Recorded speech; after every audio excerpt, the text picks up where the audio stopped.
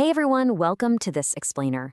Today we are exploring a literal superpower that you all have right now in your everyday lives. Seriously, it's the power to take tiny, everyday actions and grow them into these absolutely amazing, beautiful rewards. We're talking all about charity in Islam. Let me ask you something. Have you ever shared your favorite snack at recess? Or, I don't know, maybe you just gave a really big, friendly smile to a classmate who was having a tough day. Well, if you have, guess what? You are already practicing charity. No, really. See, there's actually a special, really beautiful word for this kind of everyday charity, and that's sadaqah. In Islam, sadaqah means giving to others for the sake of Allah. And the absolute coolest part, the word itself comes from an Arabic root that means truthfulness. When we give, it shows the truthfulness in our hearts. It proves that we truly believe in helping others. And yes, even the absolute smallest helpful act totally counts. To really picture how this works, think of charity in Islam like a giant, beautiful tree with two main branches. Over on the left side, we have obligatory charity, or wajib. These are the required forms of giving, and they come with some very specific rules. But over on the right side, we have voluntary sadaqah. Now, this branch doesn't have any fixed amount, and it includes absolutely any good deed you choose to do for some extra blessings. Okay, let's look a little closer at that required branch first. There are three main types here. First up is zakat al-mal. This is where a Muslim who has saved up enough money gives 2.5% of it every single year. So, for example, that's like giving 25 dirhams if you've saved up 1,000. Next is zakat al-fitr, which is all about making sure families have enough food to eat a full, happy meal at the end of Ramadan. And the third type is a vow, or nadhr. That's like, say, promising to give food to 10 people if you pass a really big exam, and then actually keeping that promise.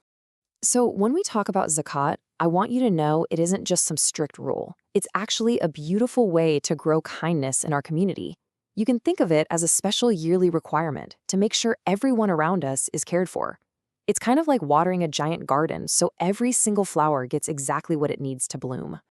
But hey, what about you right now? You don't need to be a grown-up with lots of money to give charity. There are so many easy, everyday ways to practice voluntary sadaqah right now. You can share your lunch, give water to someone who's thirsty, plant a tree, or even just move a sharp stone out of the road so nobody trips on it. Teaching a classmate a math problem or just giving a warm smile, that counts too. The Prophet, peace be upon him, said every single act of goodness is sadaqah. And guys, the rewards for doing these things are absolutely incredible. The Quran tells us in Surah Al-Baqarah, and I quote, "The example of those who spend their wealth in the way of Allah is like a seed that grows 7 spikes, each spike containing 100 grains." What this means is that Allah multiplies our good deeds and brings immense blessings, what we call barakah, right into our lives. Let's actually do the math on that for a second, because it's amazing. Step 1. You plant the tiny seed, which represents your one little act of charity. Step 2, that single seed grows into a big plant with 7 spikes. And step 3, every single one of those 7 spikes holds 100 grains. So your one tiny act of kindness literally grows into a massive, beautiful harvest of rewards. How cool is that? Now, let's slow down just a second, because how we give is honestly just as important as what we give. We always have to give with a pure heart and super sincere intentions. We give from the best of what we have, so no giving away your broken toys. And whenever possible, we give secretly.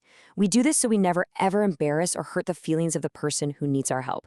We simply say Bismillah, and we do it purely for the sake of Allah. So who actually receives all these seeds of kindness? Well, our charity goes to build a much stronger, happier community by helping out the poor and needy. It helps travelers who are far away from home, orphans and widows, people who might be stuck in debt, and even new Muslims who just need our support and encouragement. All of this brings us to our final and definitely most important question for you. What seed of kindness will you plant today? Remember, you absolutely don't have to be rich. You have the power right now.